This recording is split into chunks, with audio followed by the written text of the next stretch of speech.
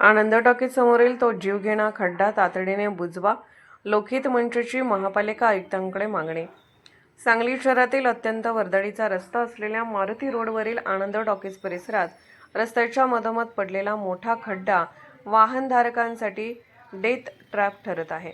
हा खड्डा तातडीने न बुजवल्यास मोठा अपघात होण्याची शक्यता असून महापालिकेने याकडे दुर्लक्ष करू नये अशी मागणी लोकहित मंच संघटनेच्या वतीने करण्यात आली आहे।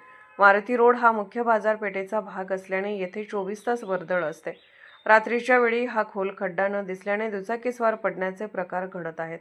रस्त्याच्या मधोमध असलेल्या या खड्ड्यांमुळे वाहनधारकांना कसरत करावी लागत आहे। परिणामी परिसरात मोठी वाहतूक कोंडी होत आहे।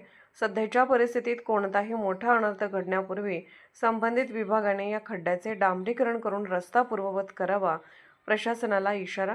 प्रशासनाने या तक्रारीची गांभीर्याने दखल घेऊन तातडीने कार्यवाही करावी अशी मागणी लोकहित मंच सांगलीचे अध्यक्ष यांनी केली।